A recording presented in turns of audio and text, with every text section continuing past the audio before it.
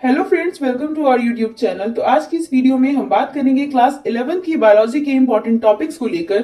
तो अगर यहाँ पे हम सबसे पहले आ जाए अपनी यूनिट नंबर फर्स्ट पे, जो कि है आपका diversity in the living world, जिसके अंडर जो है आपकी कुछ चैप्टर्स आते हैं, 4 चैप्टर हैं। तो उनके इंपॉर्टेंट जितने भी टॉपिक है वो मैं आपको बता देने वाली हूँ, और अगर आप इन सारे टॉपिक्स को कर लेते हो तो आप अपने एग्जाम में बहुत अच्छा स्कोर कर सकते हो। तो चैप्टर फर्स्ट की अगर हम बात करें कि उसमें क्या क्या चीजें इंपॉर्टेंट है एग्जाम पॉइंट ऑफ व्यू से, तो वो है आपका characteristic of living organism and binomial nomenclature क्या होता है, गाइस आपको पता होना चाहिए। नेक्स्ट आ जाओ बायोलॉजिकल क्लासिफिकेशन।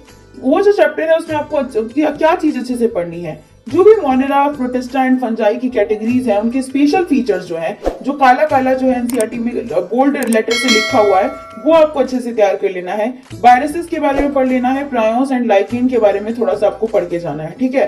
वायरस से एक क्वेश्चन आना ही आना है, तो उसको अच्छे से तैयार कर लोगे। प्लांट किंगडम वाले चैप्टर में आ जाओ तो कैरेक्टरिस्टिक पढ़ लो, रिप्रोडक्शन का मेथड जरूर पढ़ लेना, बहुत इंपॉर्टेंट है रिप्रोडक्शन का मेथड। लाइफ साइकिल पढ़ लो सबकी, ब्रायोफाइट्स की, टेरिडोफाइट्स की और जिम्नोस्पर्म की। और अगर कोई एक्सेप्शन है ना तो वो सारा कुछ लर्न करो, ओके। जितनी भी आपकी इंपॉर्टेंट चीजें हैं उसको साथ में लर्न करते हो चलो।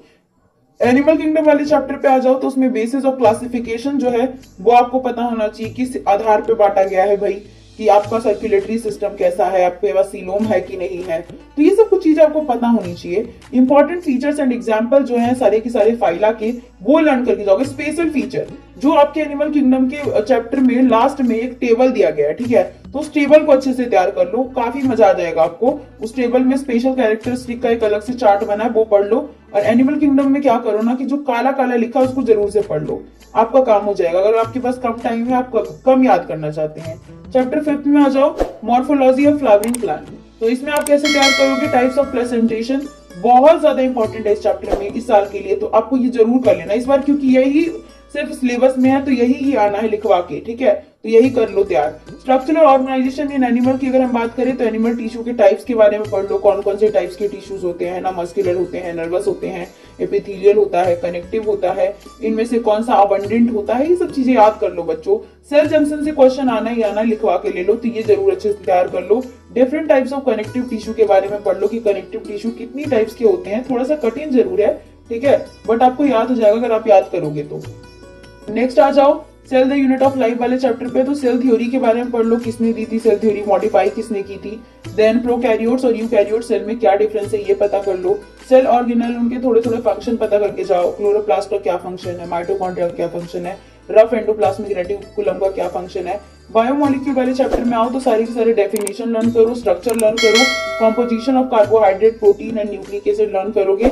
जो फैक्टर अफेक्टिंग एंजाइम एक्टिविटी है उसको याद करके जाओगे। क्लासिफिकेशन और नोमेनक्लेचर ऑफ एंजाइम, ये सारा कुछ आपको करके जाना है, ठीक है, क्योंकि एग्जामिनर यहीं से ही क्वेश्चन पूछेगा। Cell cycle and cell division वाले चैप्टर की बात करें तो इसमें phases of cell cycle learn करोगे। माइटोसिस एंड मियोसिस का डिटेल एक्सप्लेनेशन लर्न करके जाओगे कि कौन से फेज में क्या होता है। खासकर जो अगर बात करें मियोसिस का जो प्रोफेज फर्स्ट है वो बहुत इंपॉर्टेंट है, लेप्टोटीन, जाइगोटीन, पेकाइटीन, डिप्लोटीन, डाइकाइनेसिस, वहां से क्वेश्चन आना ही आना है, तो वो तैयार कर लो।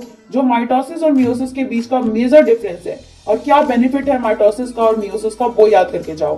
Photosynthesis and in higher plant में क्या याद करोगे, सुन लो। इसमें स्ट्रक्चर ऑफ क्लोरोप्लास्ट लर्न करके जाओ, क्या होता है ग्रेना, क्या होता है थाइलेकोइड, कहाँ होता है स्ट्रोमा, ठीक है। जेट स्कीम के बारे में पढ़ के जाओ, कैसे जेट स्कीम वर्क करती है, कैसे इलेक्ट्रॉन का ट्रांसफर करते हैं, बॉल की तरह उछालते रहते हैं।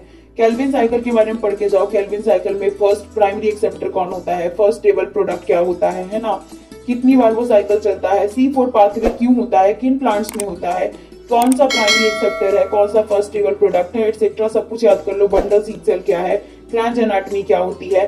फैक्टर अफेक्टिंग फोटोसिंथेसिस करके जाओ, कौन सा फैक्टर सबसे ज्यादा अफेक्ट करता है फोटोसिंथेसिस को, ठीक है, तो ये सारा कुछ करके जाओ। CO2 अफेक्ट करता है, याद करके जाओ अच्छे से। रेस्पिरेशन इन प्लांट वाले चैप्टर में आओ, ग्लाइकोलिसिस का पाथवे लर्न करो, ठीक है, वो जो 10 के 10 स्टेप है सबको लर्न कर लो। ट्राई कार्बोक्सिलिक एसिड साइकिल को पढ़ लो, इलेक्ट्रॉन ट्रांसपोर्ट सिस्टम कहाँ होता है, कैसे होता है, फिर कैसे आपका जो है NADH से NADH2 कह सकते हैं, NADH2 से ATP बनता है, एक NADH2 से कितना ATP बनता है, एक FADH2 से कितना ATP बनता है, रेस्पिरेटरी क्वेश्चन किसे कहते हैं, ये सब चीजें पढ़ के जाओ बच्चों, यहीं से क्वेश्चन आना है। प्लांट ग्रोथ एंड डेवलपमेंट में आ जाओ। Effect of plant growth regulator क्या होता है, ऑक्सिन का फंक्शन, जिब्रेलिन का फंक्शन, साइटोकाइनिन का फंक्शन, इथाइलिन का, एब्सिसिक एसिड का, ये सब करके जाओ ना। लॉन्ग डे, शॉर्ट डे और डे न्यूट्रल प्लांट में क्या डिफरेंस होता है, ये अच्छे से तैयार करके जाओ। अब आ जाओ यूनिट ह्यूमन फिजियोलॉजी पे। तो फर्स्ट अगर हम बात करें breathing and exchange of gases वाले चैप्टर को लेकर, तो मैकेनिज्म ऑफ ब्रीदिंग क्या होती है वो पढ़ के जाओ। रेस्पिरेटरी वॉल्यूम क्या होता है, कैपेसिटीज क्या होती है, उनकी वैल्यूज क्या होती है, ऑक्सीजन डिसोसिएशन कर्व किस चीज को दिखाता है, ऑक्सीजन का ट्रांसपोर्ट कैसे होता है, कार्बन डाइऑक्साइड का ट्रांसपोर्ट कैसे होता है। जितने भी डिसऑर्डर है उसको याद करके जाओ, डिसऑर्डर आना ही आना एग्जाम में, ठीक है। जितने भी आपके ह्यूमन फिजियोलॉजी के चैप्टर हैं उनमें से एक डिसऑर्डर तो लिखवा के आएगा। बॉडी फ्लूइड एंड सर्कुलेशन वाले चैप्टर की बात करें तो different types of blood cell को अच्छे से पढ़ के जाओ, क्या होता है erythrocyte, leucocyte, thrombocyte. Blood groups के बारे में पढ़ के जाओ, कौन सा रेसिपिएंट होता है, कौन सा यूनिवर्सल डोनर होता है, कौन सा यूनिवर्सल एक्सेप्टर होता है। हार्ट का स्ट्रक्चर पढ़ के जाओ, हार्ट में कहां पर क्या चीज होती है, कॉर्डी टेंडिनी कहाँ होती है, लेफ्ट ऑरिकल, लेफ्ट वेंट्रिकल, है ना, और आपका इंटर ऑरिकल जो सॉरी एट्रियो वेंट्रिकुलर जंक्शन वगैरह, ये सब चीजें लर्न करके जाओ। ईसीजी और खासकर ट्राइकोस्पिड वाल्व और बाइकोस्पिड जिसको मिट्रल वाल्व भी कहते हैं वो लर्न कर लो। ईसीजी पढ़ लो, ईसीजी का कौन सा जो है पीक किस चीज को शो करता है, यहाँ से क्वेश्चन आना ही आना है। डिसऑर्डर तो पढ़ोगे ही। Excretory product and their elimination वाले चैप्टर में नेफ्रॉन का स्ट्रक्चर पढ़ के जाओ, उसका डायग्राम पढ़ो। यूरिन का कैसे बनता है ये पढ़ो। काउंटर करंट मैकेनिज्म का क्या ही सीन है वो पढ़ो। काउंटर करंट मैकेनिज्म से क्वेश्चन आना ही आना है। रेगुलेशन ऑफ किडनी फंक्शन को अच्छे से तैयार कर लो। लोकोमोशन एंड कोऑर्डिनेशन वाले चैप्टर की बात करें तो 3 तरह के जो मसल्स होते हैं उनके बारे में पढ़ लो। मसल्स कॉन्ट्रेक्शन का क्या मैकेनिज्म होता है, जो आपका एक्टिन होता है, मायोसिन होता है, कैसे वो एक दूसरे के ऊपर ओवरलैप करते हैं, कैसे सब कुछ होता है। टाइप्स ऑफ ज्वाइंट के बारे में पढ़ के जाओ, कहां पर कौन सा ज्वाइंट प्रेजेंट रहता है। नेक्स्ट चैप्टर है न्यूरल कंट्रोल एंड कोऑर्डिनेशन। इसमें आप करके जाओ न्यूरॉन का क्या स्ट्रक्चर होता है, नर्व इंपल्स को कैसे हम जनरेट कर सकते हैं, कंडक्शन एंड ट्रांसमिशन कैसे होता है नर्व इंपल्स का, न्यूरोमस्कुलर जंक्शन क्या है, और आखिरकार ये चक्कर क्या है डीपोलराइजेशन रीपोलराइजेशन का, ये पढ़ के जाओ। रिफ्लेक्स आर्क क्या होता है ये पढ़ लो। Mechanism of vision and hearing, कैसे हम लोग देखते हैं सुनते हैं, पूरा कान का स्ट्रक्चर अच्छे से करके जाओ।